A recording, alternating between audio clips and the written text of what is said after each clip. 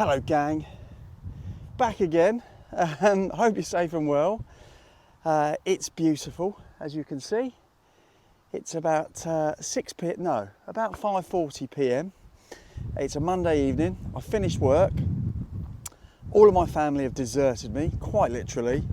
So what's a boy to do? We're going to have a 2-hour dig. No B-roll, no fancy angles, just simple metal detecting with the Manticore, digging some holes. There may be a tripod or two involved, depending on how the signals go, but other than that, it's just 2 hours of pure fun in the sun. Let's see what we can find. Right, as mentioned, we're back with the Manticore. I have had a few people over the recent few videos ask me what settings I use, so in case you don't spot it, I put it in every description of every Manticore video that I use, but in case you don't know, I am in something called the Freestyle program. It's a program by a lovely guy called Neil Jones, whose channel and a link to that particular video to set it up if you want the help setting up the Freestyle program is in every description of my Manticore video, so you can find it here today. But essentially it's an all-terrain general mode, as you can see. I've noise cancelled to 6, ground balance to -3. I have a recovery speed of 6. And then coming back to the kind of ferrous limits, it's a custom program, as you can see. So when I come out of it, I'll show you a little bit more about what the greys are on this particular program. And then other than that, we have the Stabiliser, which is the new update. That is on, so the stabilise filter is on, and the Stabiliser is set at 2, which seems to work quite well. If you've seen the two recent weekender videos from Sudbury and Suffolk, you'll see that it's done very, very well. Very stable, even on the plough. So yeah, very impressed with all of it so far. And as you can see, in terms of the kind of target line, the 2D box, you can see the areas that are greyed out as a result of Neil's program. So that's it. I can run it at 27 quite comfortably, whereas before, if I even ran it at 21, 22, it was awful. So yeah, I think the update and Neil's program have been an absolute dream. We've had our first target. It was a 19. It was a piece of lead. See you in a bit. Well, we're on the third target of the day, about 10 minutes in. We have had quite a lot of rain over the weekend in Essex. Whilst I've been away in Sudbury, it poured down. So the ground is actually relatively okay to dig. Third target, first two were lead. Second one was in the 30s, bit jumpy, but in the 30s. And I've just kind of turfed this corner out, and that thing's popped out, which you won't be able to see yet. But it looks a bit key-like from here. So I thought we'd unveil it together. Oh yeah, no, that is a key, isn't it? That's not a door key. Oh, that's wicked. Oh, what a cool find. Yeah, that's a clock key. That would have gone in an old Victorian or Georgian clock, I would imagine, to wind it up. So that would have gone in the little bit on the side. Turn it up, give it a few turns, make sure you can tell the time for the next day or two until you turn it again. So that is amazing. I'm actually really happy with that. And I reckon once that's cleaned up with a bit of Artisil, that will look a bit special. Excellent. We'll take that and we'll move on. Righto, fourth target. Very jumpy is what I would call that. And I'm hovering a few inches off the ground because of all the stubble. It's quite a high tone, but not a very good one, and the blob is quite elongated, but on the target line. So it could be a coin, kind of on a bit of an angle, or it could be cack, of course. Only one way to find out. A little bit harder here, but not too bad. Oh, what a glorious evening. It's been about 27 all day, just cooling down a little bit now. And it's a bit breezy, but it's actually really quite nice to get out of the hot office at home, turn the computer off, and come and do a couple more hours, which is just amazing. Nice bonus. Right, it's gone up to a 91, 92 now, which actually I'm not worried about yet. This is when your hopes rise gradually. closer. Still not seeing anything though. Ah. Oh, it was such a tone, wasn't it? What is that? Well, whatever it is, it's farmy, it's tractory, it's machinery, it's cack, isn't it? Oh well. Well, the next one has got me stumped. Apologies, I have already had it out and I've sprayed it. Only reason being that it was in the 30s, I took it out and I thought, oh, that's just a bit of toot. But, I don't know. It probably is still toot. Or cack, as we like to call it on this channel. But there's something to it, isn't there? It's very green, it's got some sort of etching round there. Don't know. There's something about it, you know. Especially with that little pattern going through it. It's almost like that would have been hollow. But I don't know.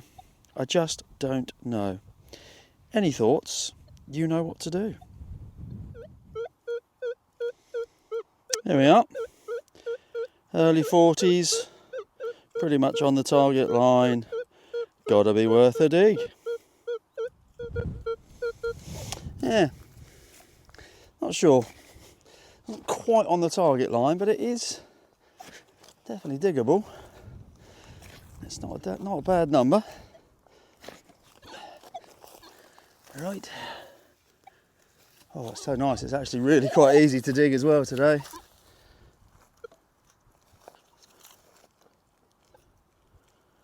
Yeah, that's all right. It's all gone a bit quiet now, which doesn't bode well. Nope. Right, back in a sec. Never, and I mean never, let it be said that my channel isn't real metal detecting. Moving on. Next one's quite nice. That was a 2021. Having just had a run of a few bits of cack. It's quite nice, isn't it? A little bobbly buckle, I presume, or part of. One of the right angles. Yeah, that was probably quite pretty back in the day. Yeah, we don't mind that. It's probably, that with a little key is probably the best find of the day so far. Oh well, we'll keep going. I say day, I've only been going about 40 minutes. See you in a bit. Right. We're definitely trying this one. It's an 86, 87. And it's on the target line. So I'm more confident about this one than I have been with really any of them so far. With possible exception of that key, which was the very first hole. Was it the very first hole? Did I find a bit of lead before that? I don't know. I can't remember now. It wasn't that long ago. But I'm not getting any younger. Right. I'm waffling again, sorry. What we got? Yeah, still in the 80s. Well, you're big and green. Okay, we're down to it. Let's have a closer look. There we are, with a little bug crawling over it. We've got something, and it is deep. It is, where's my pinpointer? Which has gone off. That is, which you can't see because I'm on zoom. That's about 7-8 inches down, I'd say. And it's big and green, so we need to be blooming careful here as to what it might be. Holy moly, what on earth is that? Oh, you tease. Well, I mean, you can understand why I'd be fooled by that, but I don't think that's anything. I think that's just an old bit of copper. A cap or something. But that looked, for all things under that soil, like that was going to be something a bit special, wouldn't it? Ah, nuts. Well, I'll clean it up. If there is anything there, I'll let you know. But I think it's cack. Right. Well, before I reveal my next find, which was a 20, by the way, 2021, I thought I'd tell you a story. Lucky you, eh? You don't just come here for metal detecting, you come here for stories too. Well, the reason I tell you this story, it's relevant because my mother-in-law, she's 89, she lives with us, my family, in Colchester. She's got lots of lovely stories to tell, one of which she told me the other day, which I wasn't aware of. So she was a World War II child, so she was evacuated, but then came back to the home on the coast in Essex. And she, like most young kids, wanted to go and play outside of school, and that's exactly what they used to do. But at this particular time of the year, as you can see, it's harvest. We're coming into the harvest period, and obviously the wheat and the barley and everything else is being harvested accordingly. Well, they used to come gleaning after school. I don't know if you know what that is. If you don't, I'm going to tell you. Gleaning is when basically the young kids, not all just young kids, of course, adults as well, used to come running into the fields, and they would find all these. So where the hay and the barley and everything and the wheat had been harvested, there's obviously always leftovers like these types of things, and basically they would be tasked by the parents to go and pick these up and glean them from the fields. And basically what that meant was they'd take them home and they'd get all the little bits of seed or whatever they are in there, and they would use them to feed their animals, their household animals, the chickens mainly, so that they could make their chickens nice and plump and they could get their eggs, but also they could have a regular Sunday roast. So yeah, gleaning, there you go, you're very welcome. And the reason it rang a bell was because when I picked this out, which was a 2021, I thought it was a little girl's hairband, which reminded me of my mother-in-law back in the late 30s and early 40s, but I'm not sure what it is, to be honest. It might be part of a buckle, might be some sort of band, but it's quite cool. See you in a bit. Oh, I heart you, each and every one of you. Yeah, that's tiny, absolutely tiny. It was 30. So I dug it, and about 5 inches down. Tiny little, I suspect a little buckle fragment with a little heart on it. Oh, lovely. Right, next one. You can see he's in the 20s. It was a bit more stable, just a little bit more stable. Pardon, I'm staring straight into the wind here, so hopefully it's coming through okay. Yeah, it was a bit more stable when I first found it, before I dug it. Anyway, it was in the early 20s, and I dug it out with the digger after missing it, and it's ringy. Let me just bring you in. But I don't think it's any, I don't know. Hard to say. It looks a bit horsey ringy, but it looks a bit too small for that. Yeah. It's quite small. Some sort of nubbin on there. Oh, it's not a watch winder, is it? Let's get the other glove off. Found a few of them recently. Don't know. It's a little nubbin here, look. And a slightly longer nubbin there. And a bit of gold gild in there as well. Oh, that's quite cool. That might be a bit of a watch winder. That might have just been broken off here, but yeah, that's my guess. Yeah, I'll give it a quick squirt. If anything else comes up, I'll let you know. Failing that, we'll take it. Right, we are desperately running out of time now, and all of my sinews I'm trying to stretch to going back to the car and going home, but you know, I'm home alone. I might have another 20 minutes. See you in a bit. Can you see it twinkling in the evening sun? Yeah, I'm going to say watchwinder. Lovely bit of gold gilt, nice little patterny design in the inside of the ring. Yeah, that's got to be, I reckon. What's left of one anyway? Oh wow, I found a few of those, as you probably know. In fact, I found one a couple of weeks ago, not even that probably. Excellent. Right, that's beautiful. Well happy with that. See if we can find a couple more.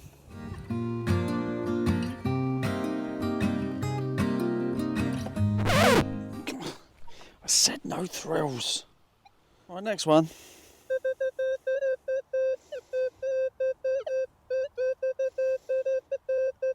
There you go. It was a 50, top 40s, 50. Not deep, about 3 or 4 inches. And it's there. And we're getting close to the end of my no frills dig. Nice little pattern on that. I suspect that's a nice little button. Yep. It's quite a pretty one, so I thought I'd turn it on and show you. Try and get into the sun. Let's have a quick look, shall we? See if we can make out anything on it.